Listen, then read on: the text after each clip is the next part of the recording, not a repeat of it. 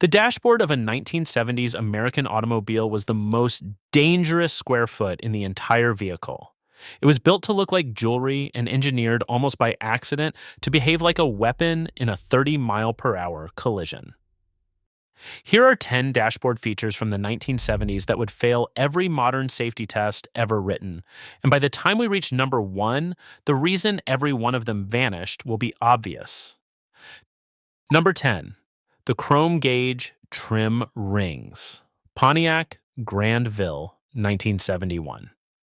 The idea was that a luxury instrument panel should glitter like a wristwatch, with every dial framed in a bright polished ring. Pontiac surrounded each gauge on the Granville with a stamped chrome bezel, mirror finished and raised roughly a quarter of an inch off the dashboard face. The metal caught the morning sun and threw it across the cabin like a handful of scattered coins, which was the entire point, because chrome sold cars in 1971. The trouble was that a raised ring of hardened steel sits at almost exactly the height an unbelted passenger's forehead reaches when the car stops and the body keeps going. The bezels added a few dollars to the build cost and a measurable number of facial lacerations to the accident reports. The National Highway Traffic Safety Administration studied the wound pattern and was unimpressed. Bright trim, protruding more than a few millimeters from the panel surface, fell afoul of the interior impact rules tightened across the early 1970s. The proud chrome ring began retreating into soft plastic. Today, the instruments in a modern car sit behind one flush sheet of anti-reflective glass with nothing raised, nothing sharp, and nothing waiting to meet a skull. The bezel did not disappear because it looked dated. It disappeared because it kept winning fights with human bone. Pontiac didn't frame its gauges, it framed its passengers. Number 9, the protruding chrome control knobs. American Motors Matador, 1974. The idea was that a driver should find the radio and the heater by feel, so the knobs were made large, round, and proud of the panel. American Motors fitted the Matador with a row of chromed control knobs that stood out from the dashboard like the heads of so many small hammers. Each one was a solid metal cylinder, knurled for grip, anchored to a steel shaft running straight back into the radio chassis. The arrangement worked beautifully in daily use. The hand fell on the volume without the eyes ever leaving the road. It worked far less beautifully in a frontal collision, when the same row of knobs became a line of blunt steel studs aimed at the nearest knee or rib. The National Highway Traffic Safety Administration had begun requiring that interior controls either recede, collapse, or break away under load. The proud metal knob sat on the wrong side of that requirement. Through the middle of the decade, the chrome cylinder gave way to soft plastic, then to a recessed dial. By the end, it had become a flat button that yields under a few pounds of pressure. Today, the climate and audio controls in a modern cabin sit flush or hide inside a touchscreen, with nothing standing out far enough to break on impact. The knob did not retire because taste changed. It retired because the human knee voted against it. American Motors didn't build controls. It built a row of polished door knockers and pointed them at the passengers. Number 8, the chest-high ashtray, Chrysler New Yorker, 1973. The idea was that a smoker behind the wheel should never reach far for the ashtray, so the New Yorker put one high on the dashboard within easy reach of the hand. Chrysler mounted a sprung metal ashtray drawer near the center of the upper panel, roughly at the height of an adult passenger's chest. It was a clever piece of furniture, a chromed lid that flipped open at the touch of a finger and snapped shut on a spring. The metaphor was the bedside table lifted out of the bedroom and bolted to the front of a moving living room. The friction was anatomical. A metal drawer protruding from the upper dashboard at chest height meets the sternum and the lower face during the half-second of a frontal crash.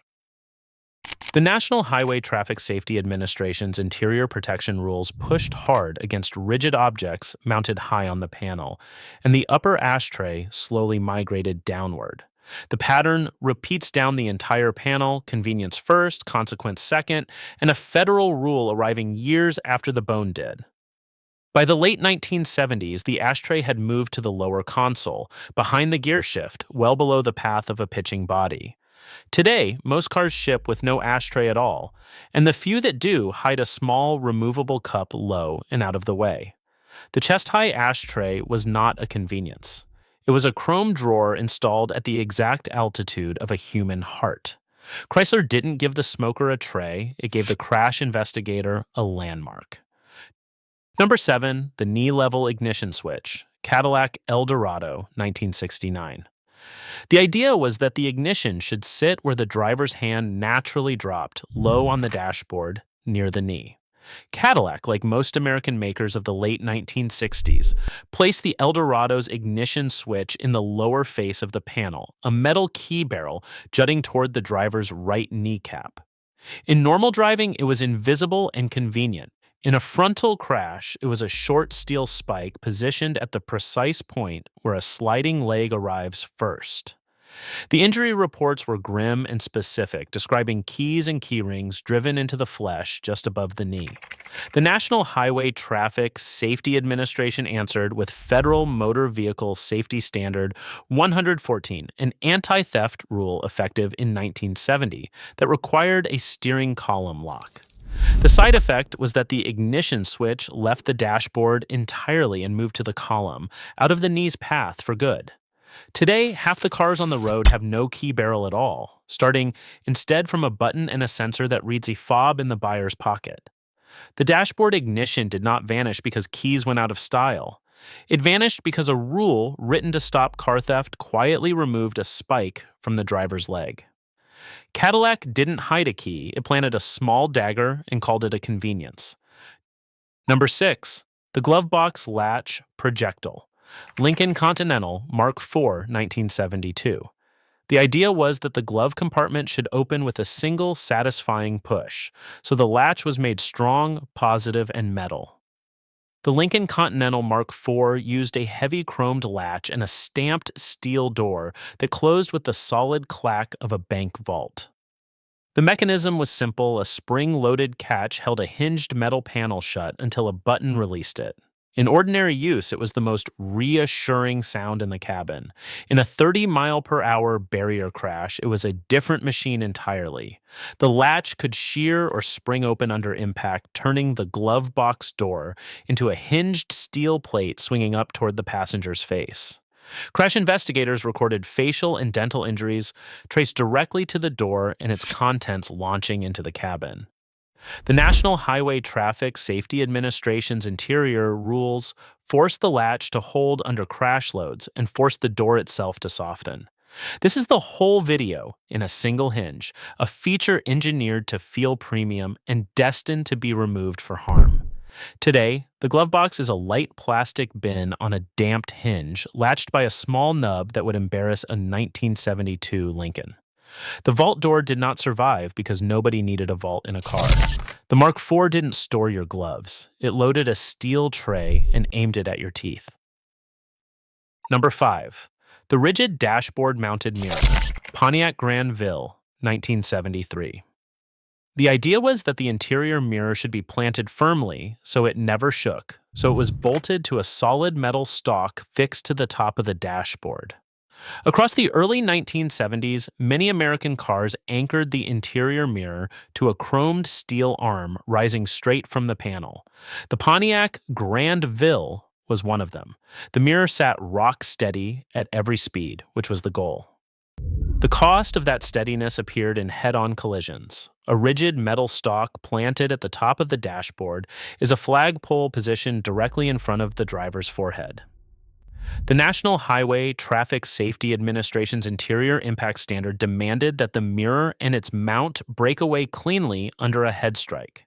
The dashboard-mounted steel arm could not pass, and the mirror migrated up to the windshield on a frangible base, a base designed to pop off on contact. Today, every interior mirror in the country detaches with a firm shove, by design, and many float on a small adhesive button.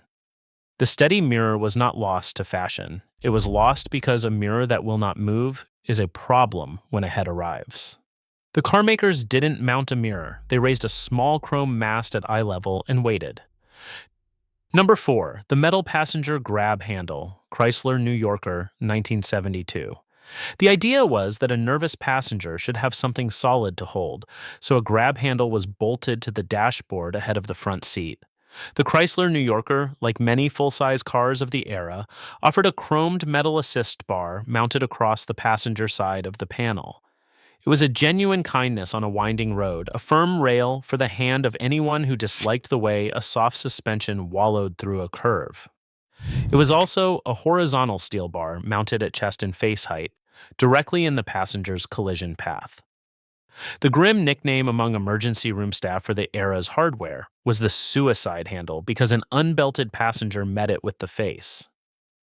The National Highway Traffic Safety Administration's occupant protection rules treated rigid protruding bars as exactly the hazard they were. The metal grab handle was padded, then recessed, then replaced by a soft loop set into the roof pillar far from the body's path. Today, the only assist handles in a car hang from the headliner, soft and high and nowhere near a forward-pitching torso. The dashboard grab bar did not comfort the passenger. It gave the passenger one last thing to hit. Chrysler didn't offer a handhold. It bolted a chrome railing across the danger zone. Number 3, the sharp instrument hood, Cadillac Eldorado, 1971. The idea was that the gauges should be shaded from glare, so a metal hood was extended over the cluster like the brim of a cap. The Cadillac Eldorado wore a pronounced chrome-edged brow above its instruments, a stamped overhang meant to keep sunlight off the dials. The shading worked, and the brow gave the panel an expensive architectural line. The edge of that brow, however, was a thin lip of trimmed steel suspended over the driver's lap. In a frontal impact, the head travels forward and down, and the gauge hood sat squarely on that arc, a small awning waiting at exactly the wrong altitude. The National Highway Traffic Safety Administration's interior standard required that any such edge carry a generous radius and a yielding surface, neither of which a crisp chrome brow possessed. The sharp eyebrow was rounded, softened, and finally absorbed into a single molded pad over the whole cluster. Today, the instrument binnacle is one continuous piece of foam-backed plastic with no hard edge anywhere along its rim. The chrome brow was not styling that fell out of favor. It was a blade held over the lap until a rule took it away. Cadillac did not shade the gauges. It hung a thin steel awning above the driver and trimmed the edge to a point. Number 2, the bare metal lower dashboard, Pontiac Granville, 1971. The idea, frankly, was that there was no idea. The lower face of the dashboard, directly ahead of the front passenger's knees, was left as painted sheet metal because nobody had been asked to think about it. The Pontiac Granville, like nearly every car of its size, finished its lower panel in hard-painted steel with a row of exposed screw heads and the occasional sharp bracket. In daily life, this region of the car did nothing and was never noticed. In a frontal collision, it did a great deal. An unbelted body slides forward and downward, and the knees strike the lower dashboard before anything else in the cabin. The lower panel of a 1970s car met those knees with bare structural steel and returned every ounce of energy straight into the femur. Crash data from the period is blunt about the result, with knee, thigh, and hip fractures forming a large share of the serious injuries in survivable frontal crashes. The National Highway Traffic Safety Administration's interior protection work pushed steadily toward energy-absorbing structure in exactly this zone. The bare metal gained a foam pad, then a molded knee bolster, then in time a dedicated knee airbag folded inside the panel. Today, the area below the steering wheel and ahead of the passenger is engineered specifically to crush in a controlled way and to catch the knee gently.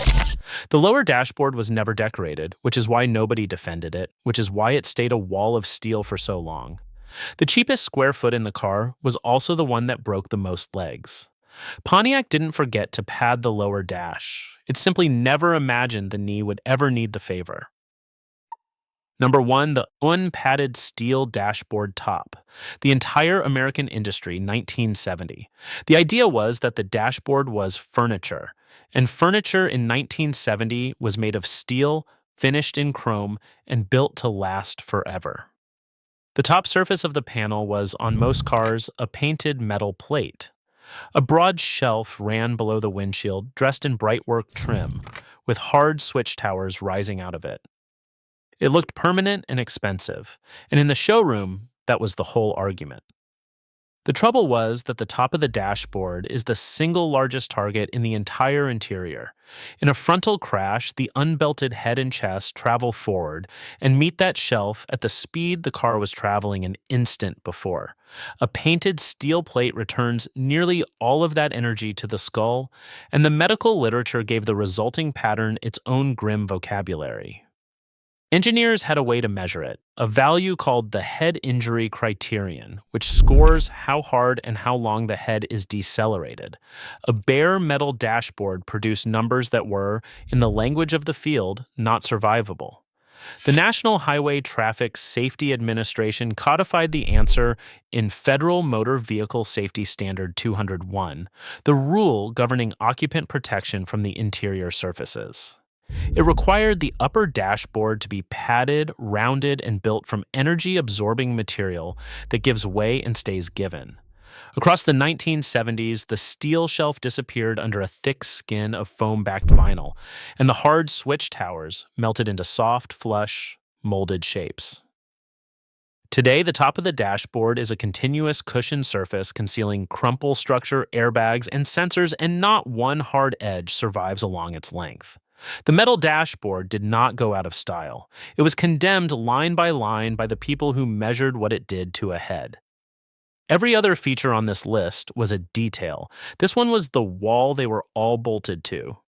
Detroit didn't pad the dashboard to be generous. It padded the dashboard because the numbers left no other choice. Looking across all 10 features, the pattern is hard to miss. Not one of them failed because it stopped working. Everyone worked exactly as designed, right up to the half second when the car stopped and the bodies inside it did not. A federal rule arrived for each, always years after the injury reports had already named the problem.